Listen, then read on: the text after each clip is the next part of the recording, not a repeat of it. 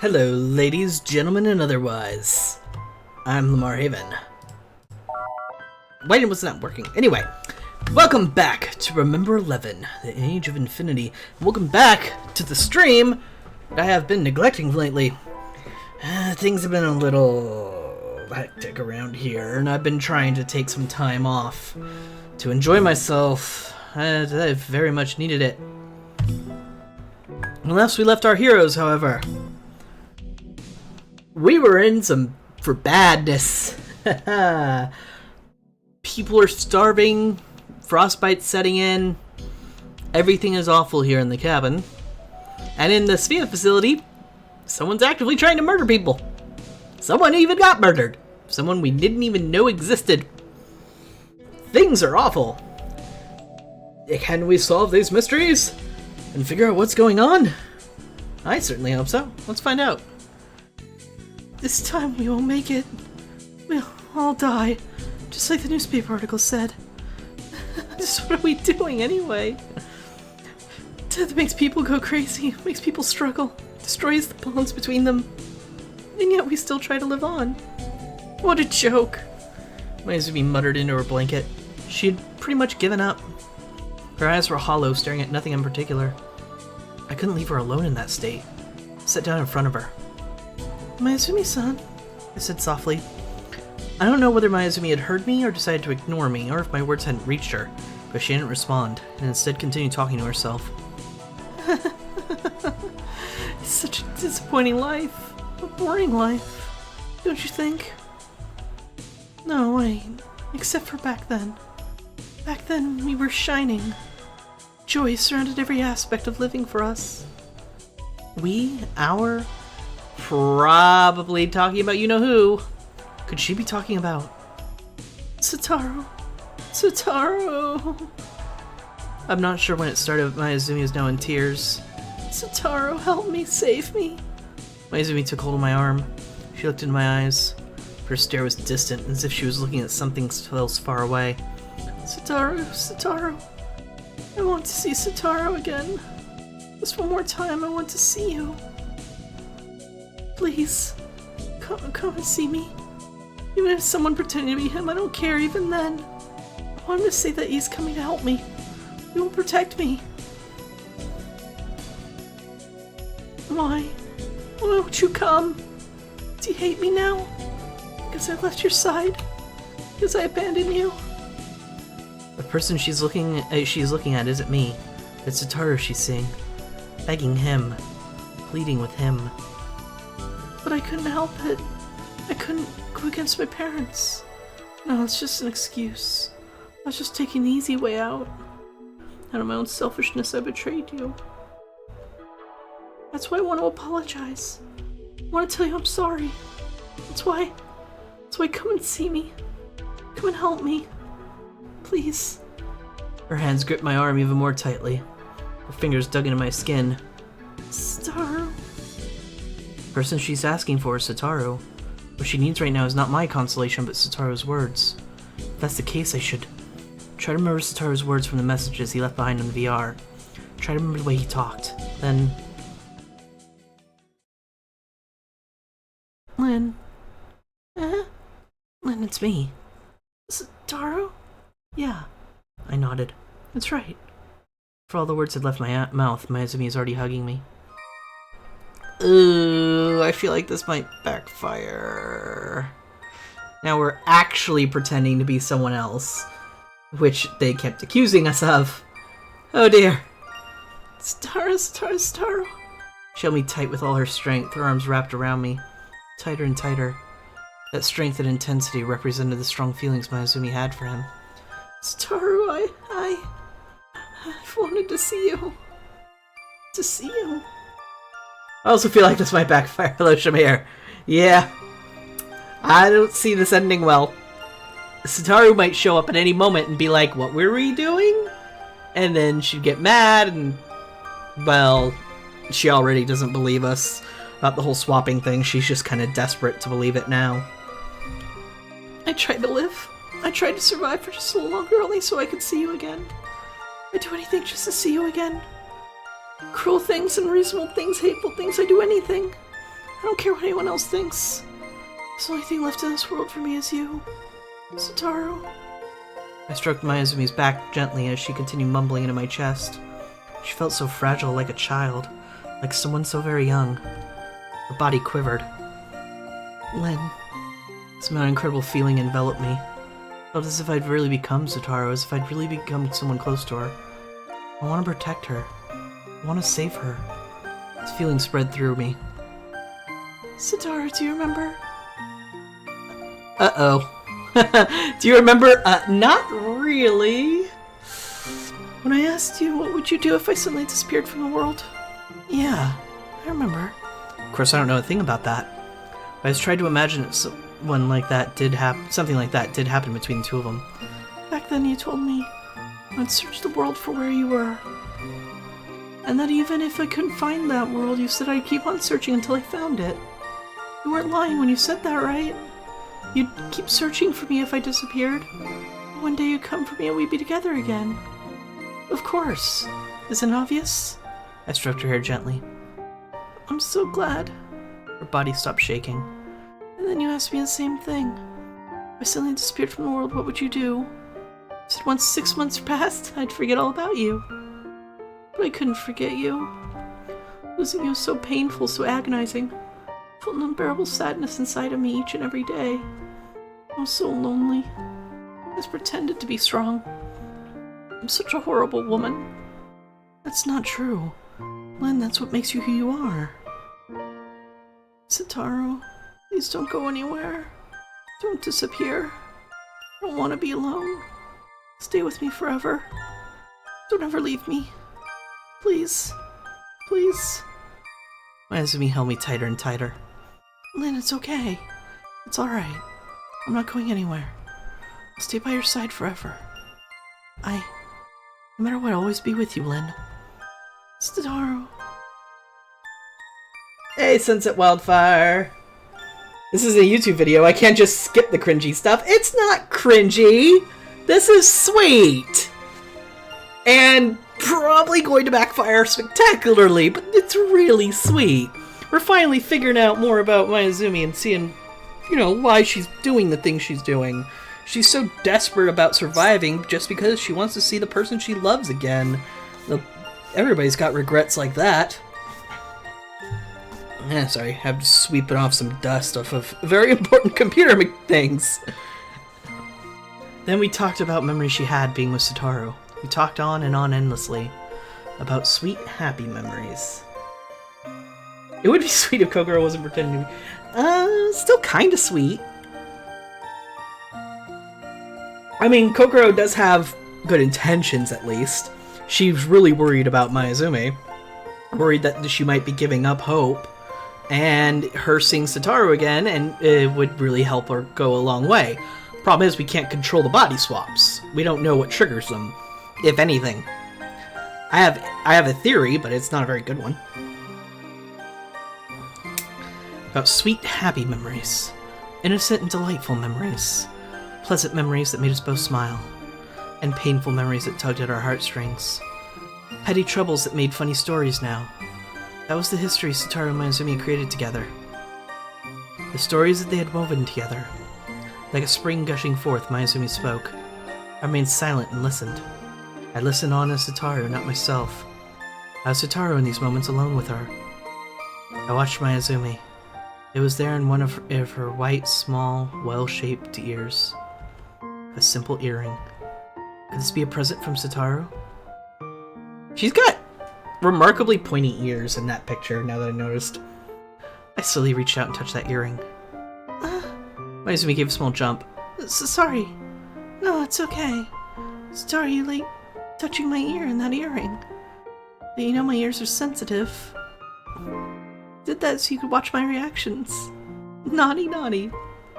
Ah, well, let's not go there too much when you're pretending to be someone else, please. Hope I'm not turning red. I'm Satoru, so I can't let this faze me. Self-control, self-control.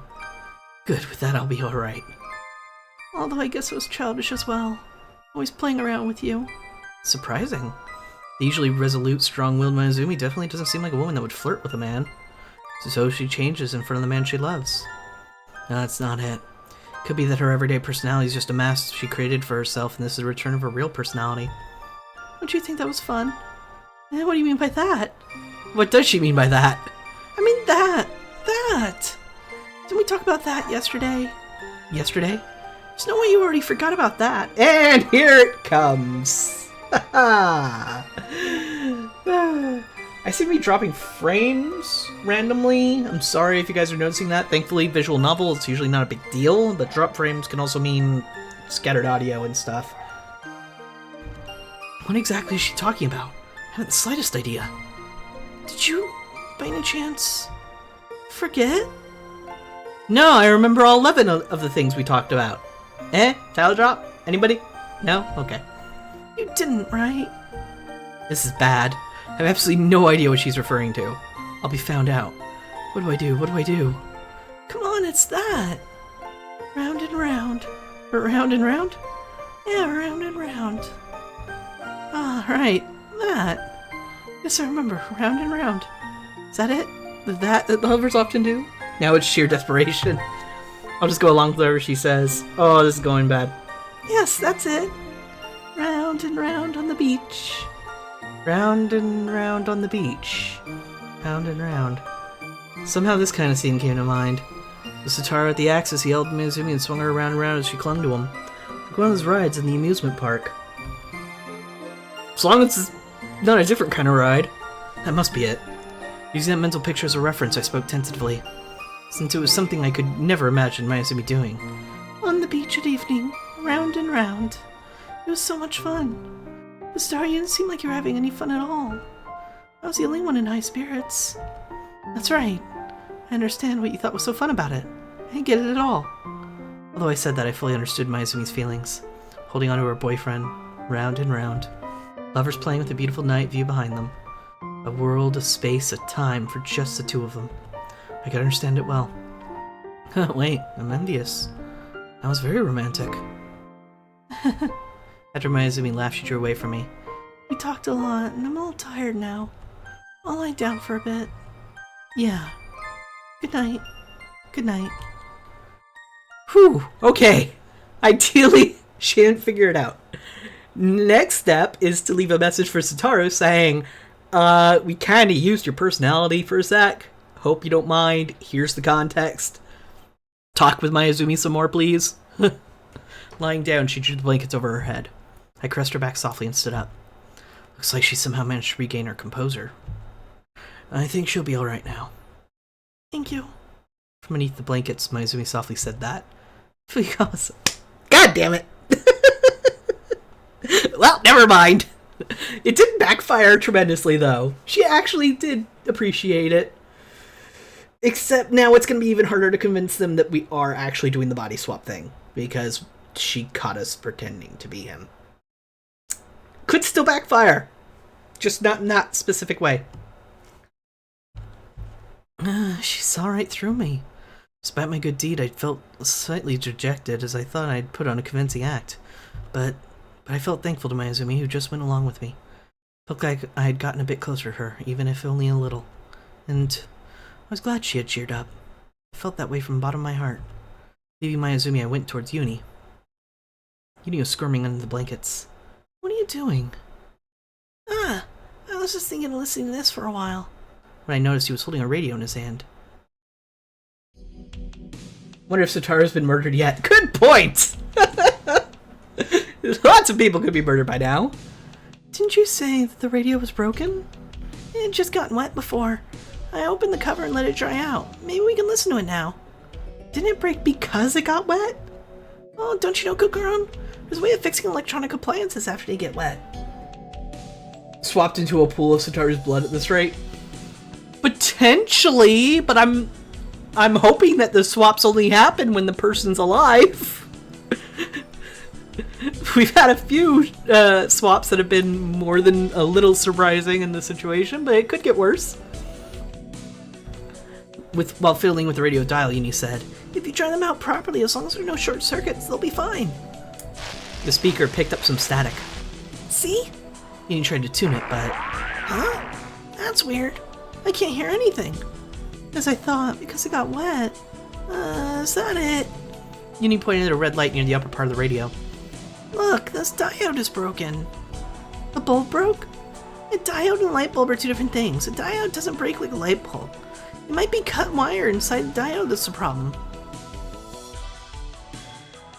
In any case, Uni was quite calm and collected. Yet I could only feel hopeless, anxious, and insecure about whether help was on its way or not. Even my Azumi is moping around. Yomogi hasn't said a word since the incident either. I guess he had his own troubles to deal with as well. Is Uni just pretending to be strong? No, wait. As he tries to fix the radio, he's trying to listen to news from the outside world. Has it been quite a while since we last swapped? Yep, it's been a very long time. We last swapped when we were outside in the snow. Everybody was marching forward grimly to try and get to the plane. And we managed to get everybody back with only minor frostbite issues. I think that's when the swap happened, at least. To see if the media is reporting anything about us. Of course, Uni is uneasy as well.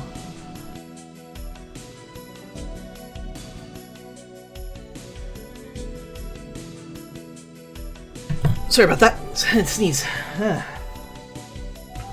I nodded my head in agreement with the conclusion that I had come to. As he tampered with the radio, Uni's frown grew deeper. Did I get hit by something before? The radio was covered with weird scratches. There was a crack in the front as well. I noticed that too. I didn't mention it because I wasn't sure if it was different than before. Eh? I recognized that radio. But from where?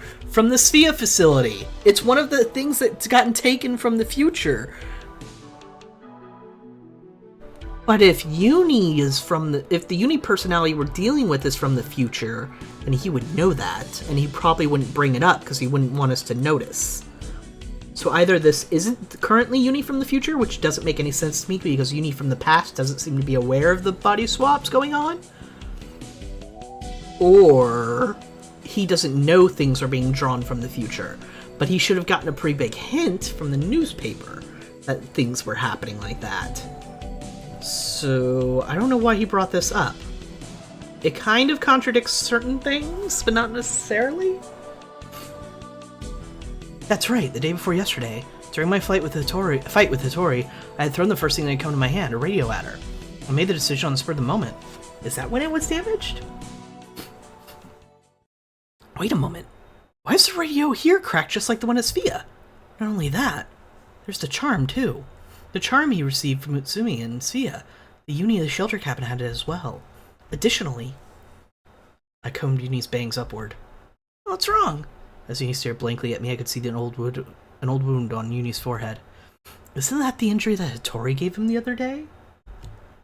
Yeah! He has to be swapping full body, not just personality then. And sometimes the things on him are getting swapped as well? It's all healed now. What does it mean? Wait, what? You shouldn't heal that fast, should it? Where's this Uni from? Hey, Uni. I mustered up my courage and asked the question I've been wanting to ask all this while. The wound is old. Yeah! Wait, it shouldn't have healed that fast. You're not Uni from all the way from only Sphia. You're even further in the future, aren't you? I chose my words carefully and started to talk about the radios and the wound. Meanwhile, Uni stayed silent. With a strangely mature face that didn't suit his age, he looked at me. While keeping my voice low so that neither Yomogi nor Mayuzumi could hear, I explained what I had experienced. Then, strengthening my resolve, I asked him. Uni, have you ever been to Sphia? Did you come from the future? But if you think about it, it makes sense. See, the newspaper with the article about our deaths. You said that was real, right? Uni, you knew that we would die in the article. Is that why you said it? Oh wait, perhaps you brought the newspaper here yourself. Losing my patience, I grabbed Uni, who had been silent all this time, by his shoulders, raising my voice as I continued. Please say something! Please, Uni, what's going to happen to us? Something fell lightly from his breast pocket. Something white, soft like down. I picked it up. This is... the feather of the white goose that was stuck in my hair that day, the day I first met Uni.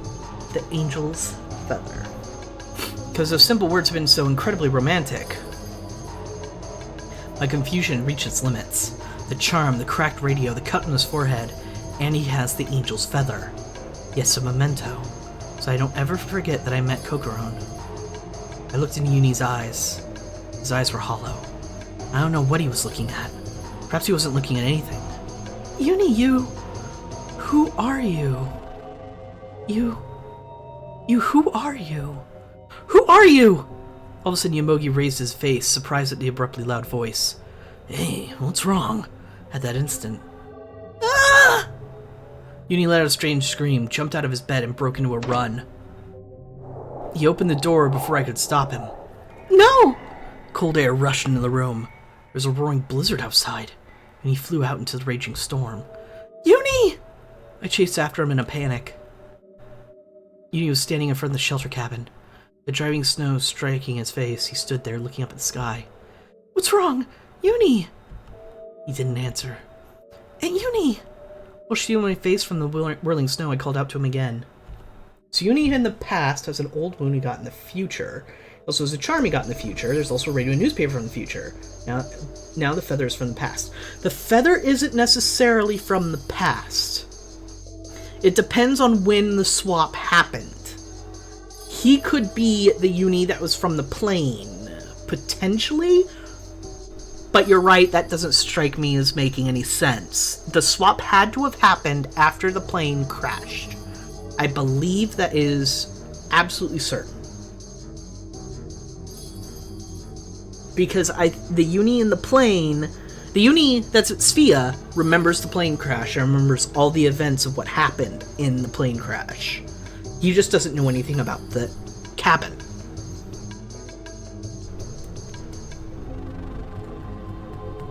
So somehow, here's what I think. Original timeline before any of this game happened.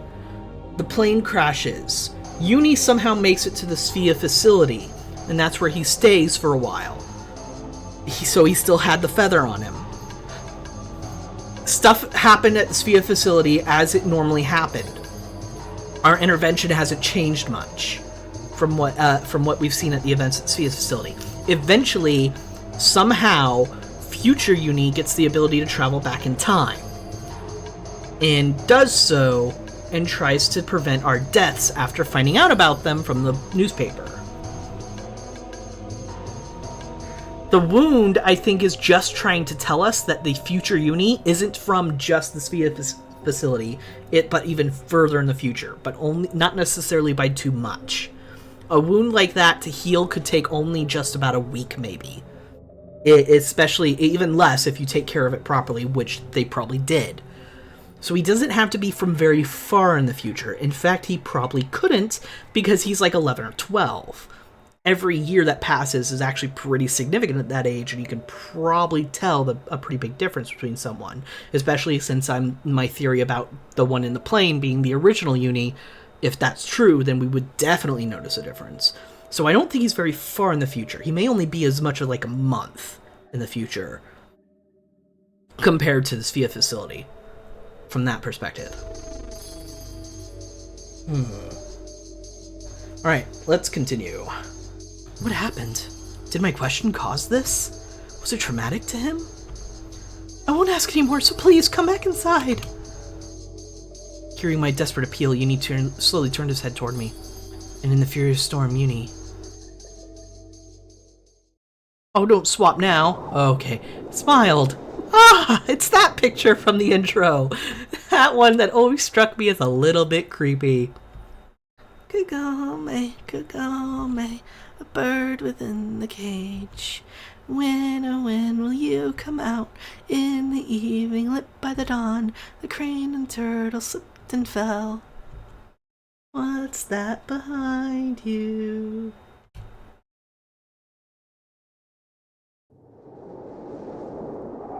The plane one also had a serious mode, though. See, that's the thing, though. I don't think the serious mode is the hint that it's future Uni.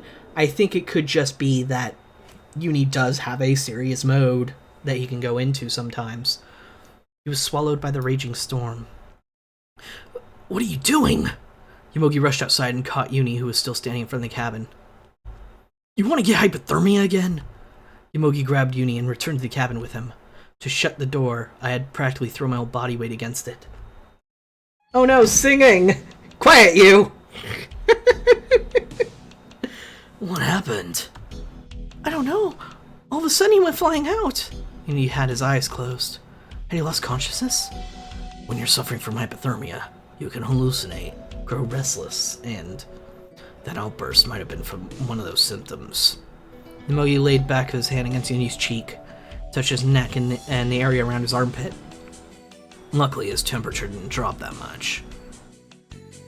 Yomogi gently laid Uni down on his bed. A pained expression contorting his face, he shrugged his shoulders. I'm sorry. Will you warm him like you did before? Alright. I embraced the senseless Uni and wrapped us up in blankets. The limbs that we had painstakingly warmed up earlier were once again cold like ice. Meanwhile, Yomogi presented us with his own blankets, and as he said, if you're sleepy, you should rest too, Fuyakawa-san. But it's cloudy, but the sun has more or less risen. The temperature will rise a little. While it's daytime, we should regain our strength. Yomogi-san. Yomogi pointed at the wristwatch. Please change places with me in a little while. Then, please wake me up. Yomogi looked up at Mayuzumi's bed. At some point, she had fallen asleep. We could hear her weak breathing. Yomogi touched the nape of her neck. Is he checking her heart rate? He also placed his hand in front of her mouth to confirm that she was breathing. Let's let Mayuzumi rest a little too. She seems to be exhausted. Yomogi reached out and started to rummage around Mayuzumi's bed. He was probably fixing her blankets. Then he returned to my bedside. Sleep. Night will come again. Until then. I held Uni tight and closed my eyes. Is this Uni really the Uni from the future? I wanted to know, but he'd run away. I can't ask him anymore. I don't want to burden him further. When my eyes closed, I buried my face in Uni's hair. What is the truth? That newspaper isn't real? Can we stay alive? Lots of problems swept through my mind, but before long I fell asleep. Like that of a newborn baby, a deep, deep sleep. Body swap! No? No body swap. Holy shit, we've been in here for a while. Damn it, the ghost of Furniture Past is back! And night came once again. We took turns sleeping until the sun set. We could barely recover any of our strength. Our food, fuel, and water had been used up. The air inside the shelter cabin was so dry it was getting difficult to even breathe. Yes, the air was so cold that breathing made my lungs cry out in pain. And when you breathed in through your nose, you felt as though the inside of it would freeze solid. Even though we had our coats on, even blankets draped over each of us, they were completely useless as protection from the cold. I couldn't stop my body from shivering like someone severely ill. It was difficult to even move my limbs.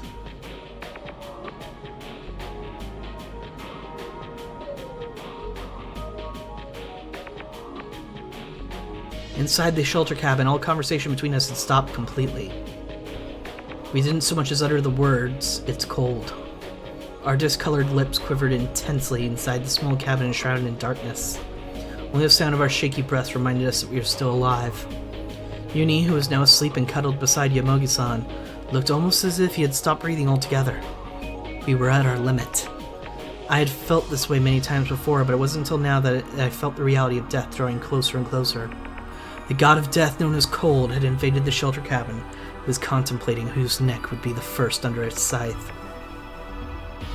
I'm the ghost of Furniture Past. I've come to give you some candy. Let me count out your stomach and stuff it with candy. Holy shit! Is that a reference to something? Cause yee. Ooh. I don't know if a phone call yesterday actually made it through. Even if it had, the rescue team probably wouldn't come for us in this blizzard. I breathed out a sigh into my frozen fingers. Are we going to freeze to death like this? Is there nothing we can do but sit here and shiver this way as we wait for death? To get caught up in this bizarre personality exchange phenomenon and die without understanding any of it? No. No. I tried forcing my voice out, as if to make sure I was still alive, but that voice cracked and faded away. I prayed for it in my heart. For hope. For the hope to live on. No matter how small it may be. I wished for a light to reach out to.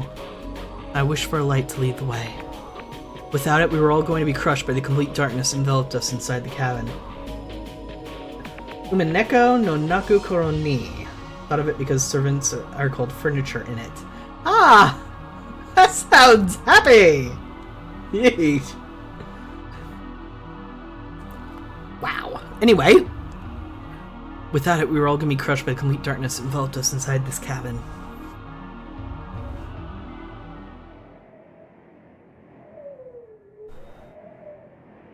January 17th. The 7th day. This is the day that the newspaper says we die in an avalanche. And we aren't in the cabin. Does our desperation take over and we leave? Or does some new hope arise and we leave? Countless hours passed. I don't know if the blizzard outside has subsided at all. The snow that had been piled up on the roof fell to the ground with a loud thud. Suddenly Mayuzumi's lips moved. Looks like it's the next day. When I heard she said, I looked at my watch. Couldn't see very well because it was dark, but it looks like the hands had made their way back to 12 a.m. Hey, Yamoki-san. What? You have the newspaper, right? So let's burn that. The newspaper had originally been placed on the shelf. We had broken the shelf into pieces for firewood. The newspaper had since been shoved under my bed. I reached out and grabbed it. It's going to burn to crisp in seconds. You can't use that as firewood. That's fine, just burn it. Her voice was strong and determined, surprising from someone who looked so weak. Uni, who had been sitting right beside Yomogi, shifted his body a bit and glanced over. For some reason, he looked annoyed. Why do you want to do that? When she heard the question, Mayuzumi went quiet for a moment, but then she said, I'm scared of it. She muttered. Scared of what? A newspaper article. It's obviously not real. But it said we're all gonna die today, didn't it? It's a sick joke, and I don't want it around anymore. Even if you burn it, it's still useless. His voice was strangely calm. Even if you burn the newspaper, things described in that article won't disappear with it. Because every single word is true. Shut up! Stop making sick jokes at a time like this. Spouting off almost every hateful word in the book, Mayuzumi pulled the blanket over her head. It's the truth. Glancing over at Uni as he continued mumbling, I opened the newspaper. I wanted to read it over once more under the moonlight, but the moon was hidden behind the clouds. Even the smallest bit of light made it through the window. It was so dark that I couldn't read the article. So I was about to ask for a flashlight, I suddenly remembered something. I took out the VR from my pocket, turned it on, and pushed the switch. The display on the VR lit up and shone faintly. I used it as a lamp.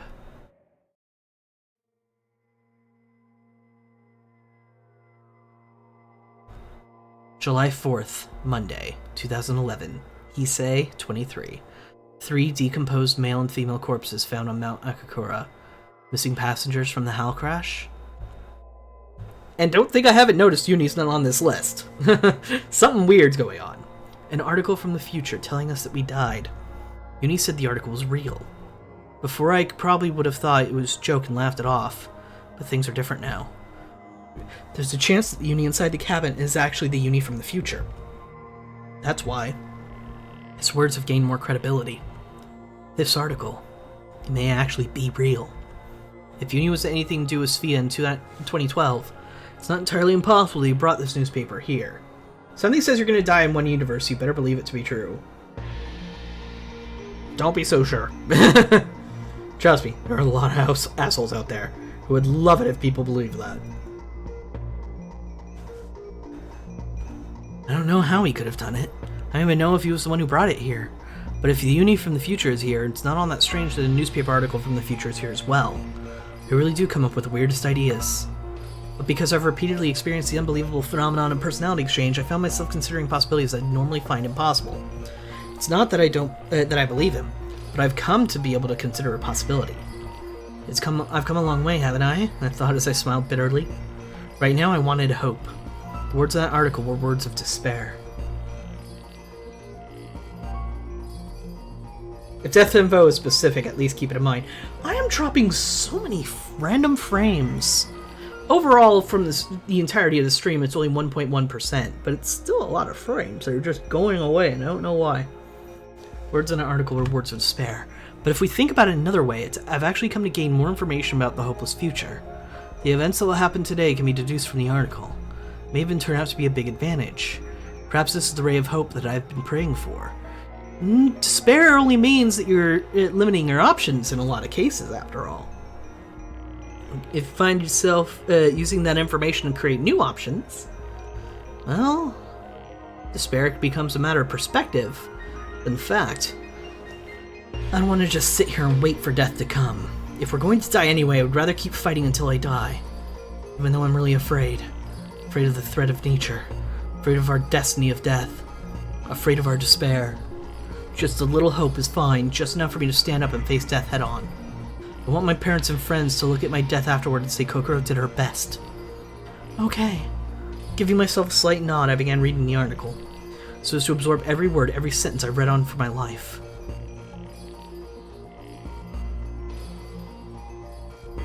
After reading the article for about 10 minutes, I noticed several very interesting points. Took note of a few of them.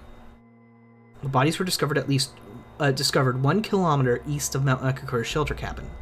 2 of the bodies of the victims being discovered away from the root of the mountain. The Amori Prefectural Police investigation and day of their death will continue. According to the Amori Meteorological Station, an avalanche affecting Mount Akakura and its surroundings area occurred on January 17th, that's today, at around 6:53 a.m. or p.m. If the article is real, then at 6:53 we'll be killed by an avalanche 1 kilometer east of the shelter cabin. Something seems kind of suspicious here. So suspicious that even the police were looking into it. Why would we go towards a place like that? It's exhausting just imagining a 1 kilometer long hike through the snow-covered mountain. Besides, we're already at our physical limit. We're about to collapse at any second. So why would we head towards a place like that? In order to go down the mountain? Well, the article said we were away from the path down the mountain. Just in case, I turned Yomogi to confirm it with him. Knocking on the door of hope. If we wanted to go down the mountain from here, which direction would we go? Mogi answered with a surprised look on his face. This cabin. Head straight forward. A lot of mountain cabins are built facing the path down the mountain. If you follow the path with a compass and headed down the mountain, you might be able to find a way down the mountain. But none of us have the strength left to make it down the mountain anyway. I see. I looked beneath the bed. The compass had been on a shelf had also been moved down under here. I took compass in hand. The door to the shelter cabin faces south. According to Mogi, the way down the mountain is to head straight down, heading facing south. And since we have a compass, there's no way we could be confused about which direction we're heading in. It's baffling that we, who are trying to find a way down the mountain, would be found 1 kilometer east of our current location. Plus, how would we have hiked 1 kilometer in all this snow? They have to be hints. They have to be something. It has to be something important. Or we were left there specifically after the fact, and it is suspicious circumstances. I don't know if there is something in particular location, but I do know what we were aiming for when we decided to go there. Or we're going to find out that's the direction of the Sphia facility. It was so we could be rescued. Right now, if it was me, I would do the same thing. To predict what we were going to do next, we just have to listen to our hearts. There's no mistake. The reason we're headed there was so we could be rescued. Because our biggest goal, our only goal, is to go on living. Then what exactly is there in a place where we killed by the avalanche? Let's call it Location X, 1 kilometer east of here. Why did we head towards Location X to be rescued? After thinking about it for a bit, I came up with one theory. It's because...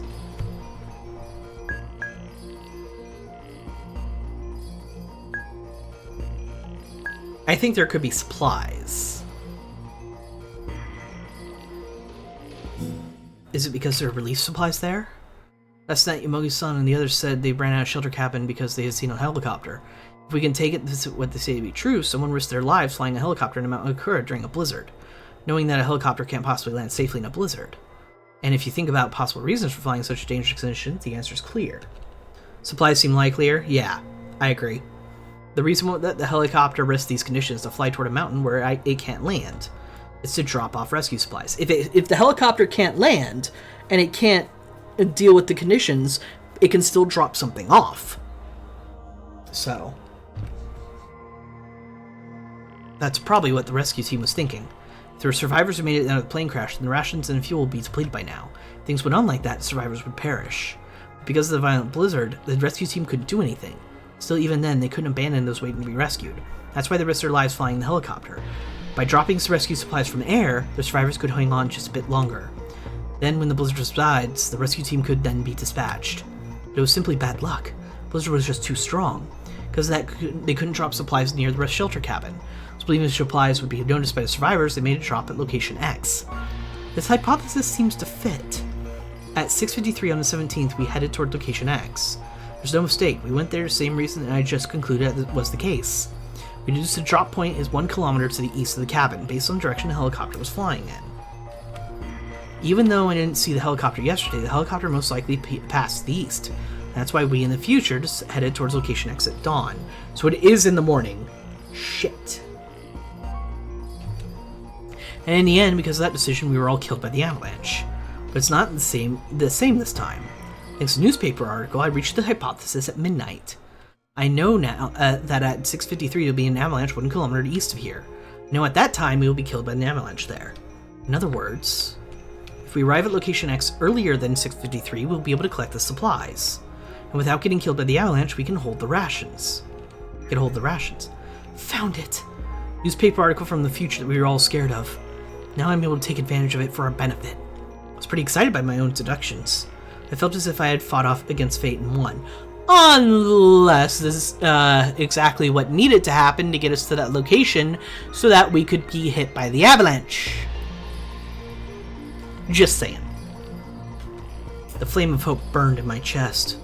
I can even feel strength returning to my hands and feet, which up till now could only shiver helplessly. We can do it. We can save ourselves. No, we will save ourselves. I wanted to let Yomogi and the others know about my deductions, but I quickly shut my mouth. The hypothesis I had come up with now based on the assumption that newspaper article is real and Uni is actually from the future. Just making them believe those two assumptions would take until dawn.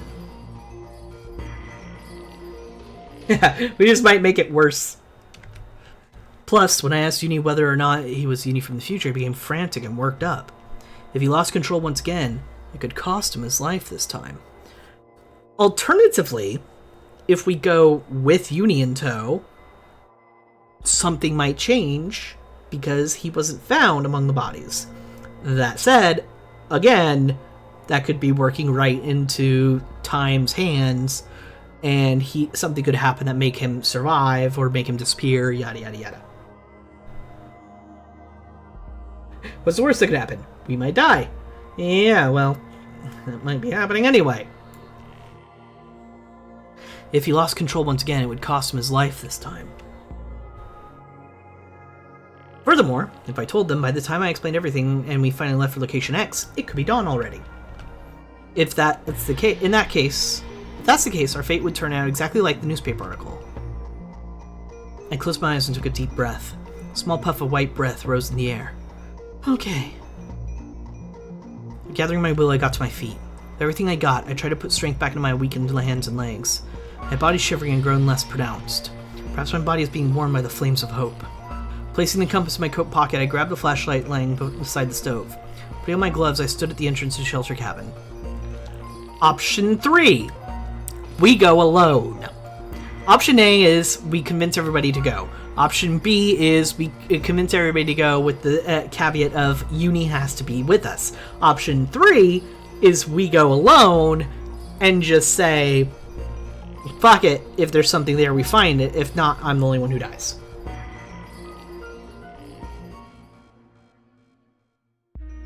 The more differences we have from the article, the better. But the problem is convincing them in time. And she doesn't think she can do it.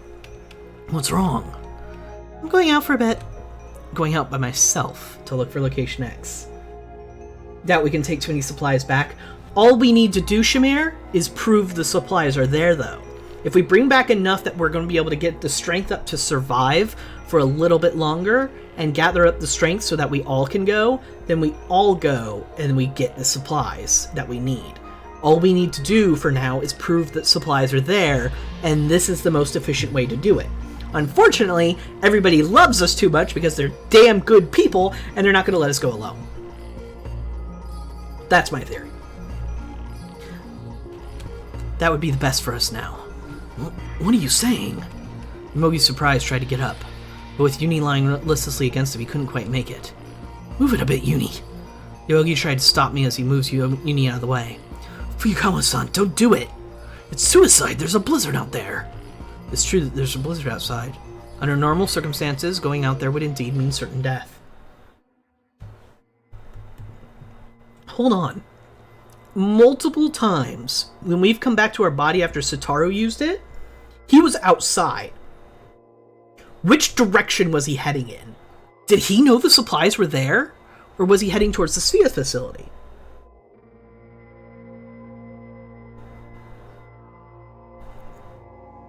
Oh yeah, there's obviously the risk of us dying in the avalanche.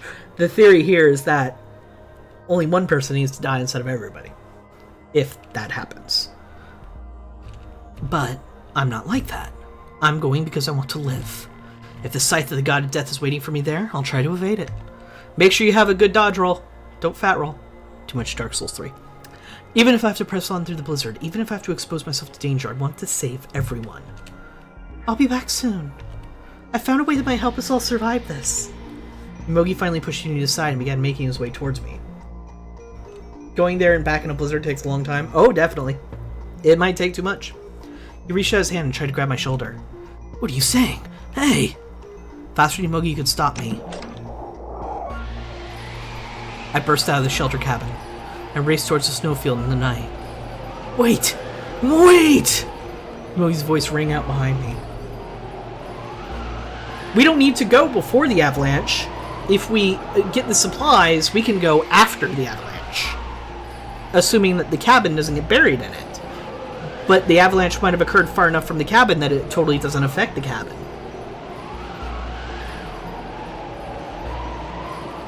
In fact, if we go up, get the supplies, let the avalanche happen, then go back to the cabin, we might be okay as well.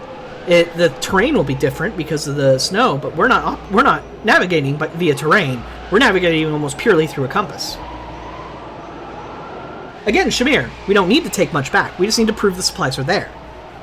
As long as we get there, wait for the avalanche, take enough back that we can survive, we don't need much food at all.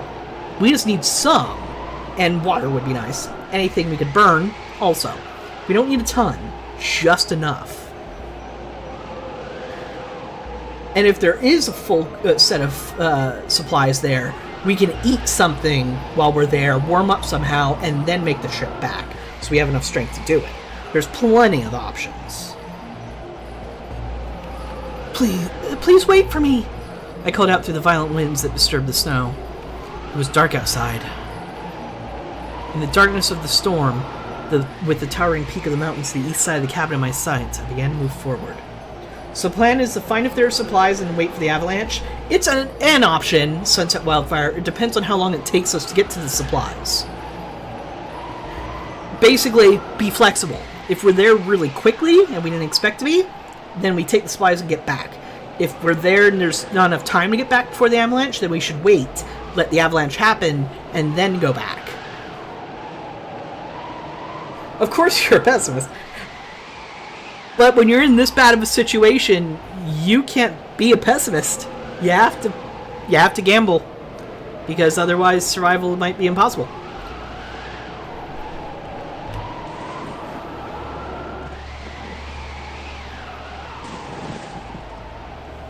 The Promised Land. Cutting through the darkness of the night with the glow of the flashlight, I advanced. The roaring of the wind echoes in my ears. The furious dancing of the snow covers my field of vision. My whole body had already gone numb. Dull pain permeates the skin exposed to the open air. I just pushed my way through the snow, continuing to move forward. The slope wasn't too steep. In other circumstances, it would be a rather easy climb. With my strength at its limits, it's still going to be a tough climb. Preferable to a sheer cliff, though it may be. Resolved myself to think more positively. After trudging up the hill for a while, the ascent suddenly ended. I'm at the summit. I can't see well enough through the darkness and falling snow, but it's all downhill from here. From the shelter cabin, it was 1 kilometer east. That's what newspaper article said. I checked the compass. This is the right direction. I mustered my resolve and began the descent. Halfway down the slope, doubts began to cloud in my mind. Are these actions I'm taking the right ones? I thought that by going to Location X well before the time written newspaper, I could avoid the tragedy to come. But here's the fourth thing that could happen. What triggers the avalanche? It might have been us. It might not have been the time. That's the problem. I'm afraid the avalanche is going to cover up the supplies so we don't get enough on the first trip. We take the second trip after the avalanche. I'm afraid it'll be under a huge amount of snow. It won't be easy getting the supplies from under snow. It would still be preferable to the situation we're in, though. It's much preferable. But there is a but. Was heading to Location X a bad idea to begin with?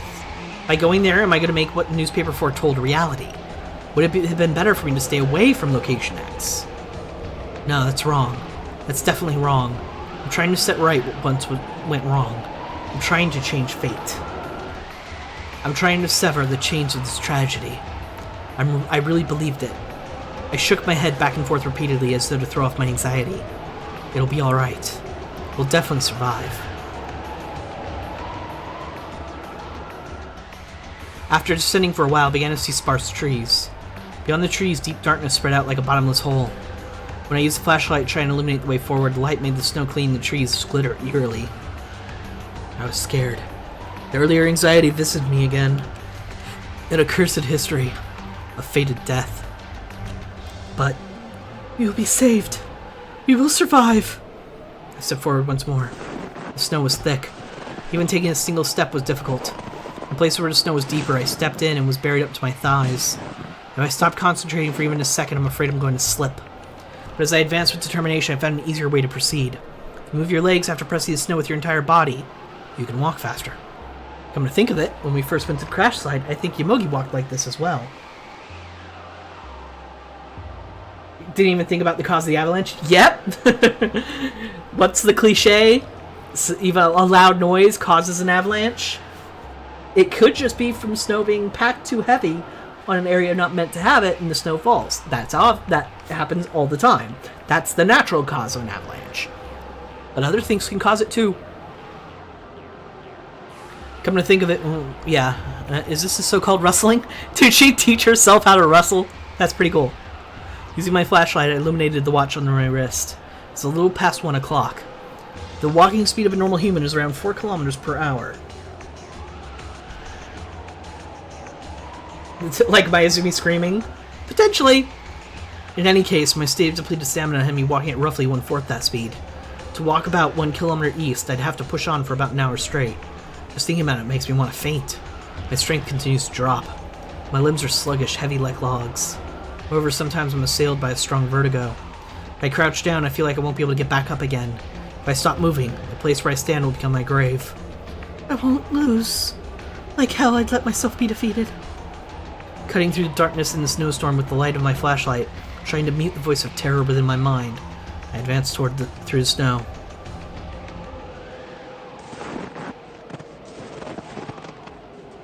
Was it around 30 minutes after that? I was too tired. I crouched down at the spot.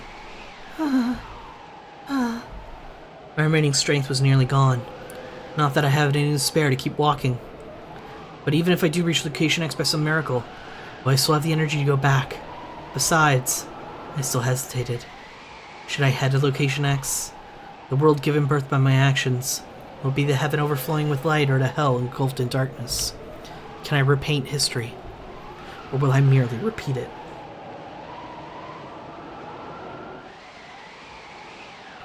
Yeah, so far, if the supplies are close enough, that might be accurate. Which is it? What awaits me on the path ahead? Through thoughts of my own strength, now at the very limits, crossed my mind together with a tinge of anxiety. What should I do? Should I retrace my steps? If I go now, I can still make it. Somehow I knew that. Nope! Gotta push forward. But before we do that, which button is it? I'm gonna save. Keep going. No, I can't get discouraged here. This is my last chance. I desperately recharged my flagging spirit and pushed my way through the snow. A step. A step. Another step. I steadily advance. Thanks to uninterrupted downward slope, it was easy to move my feet. But conversely, I feared I would slip at any moment. With every step I take forward, the accumulating snow hardens and falls in. If I make one wrong move, I'm dead. Clinging to the trunks of the trees, I carefully descend the mountain. Have faith and hope that I'll live until I reach it. For I realized at panting I'd begun to mutter in my delirium. If there is a God, somehow please, I won't ask you to save me, but please watch over me. I'll do my best to save everyone. I'll do my best, so... Neither an atheist nor a person who actively believes in a God. But now I couldn't help say those words aloud. What's the saying? There's no atheist in a foxhole? Not a saying I particularly like, but it fits this situation.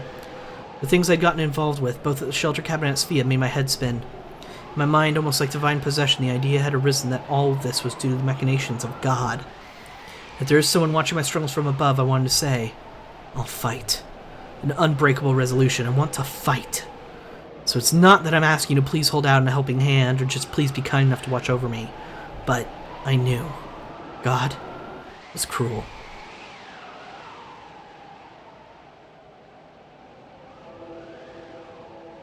Determined fate. An hour has passed since I started walking. By my own estimation, I've walked over 1 kilometer. Suddenly, the grove of trees came to an end, and a small open area appeared in front of me. It's too dark to see from here, but it seems the ridge gets steeper from here. The avalanche probably originated from the mountain's peak. According to a newspaper from the future, we were killed by that avalanche at this spot. That's actually a good point. That does kind of clear up whether the cabin's going to be safe, because we went up a hill and down a hill, and if we're 1 kilometer away and we're down the other side of the hill, it's very unlikely the avalanche hit the cabin if it hits this side. However, there's still time before the occurrence of the avalanche. Where are the emergency supplies? My vision was poor due to the snowstorm. Uh-oh, I saw something. I used the flashlight to illuminate my surroundings as I frantically searched for the emergency supplies. It must have been dropped using a parachute. I'm sure they have used colors that would help it stand out. I searched with all my might, but... They're not here. The emergency supplies, they're not here. Completely aghast, I sank to my knees. Was there an error in my reasoning? Or had there been not reason, but merely delusion from the start? Then why did we come here in the future? Why? Why? I didn't know. I didn't know anything. Only the reality that there was nothing at this location X was thrust before me.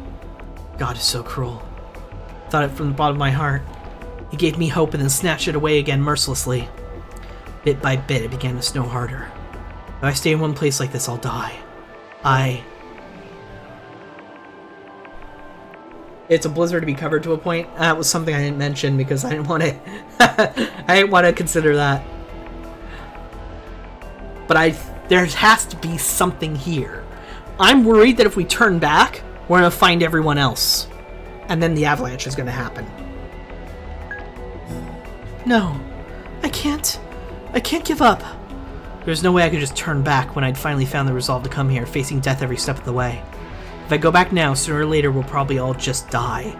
In that case, no matter what danger I have to face, it'd be better to search for the emergency supplies. I needed to take a gamble if I could raise our chance of survival even the slightest bit. Will we find the supplies? Do they even exist? Find out after a break. So get up, stretch, whatever you need to do, be able to keep watching comfortably. And I will be right back.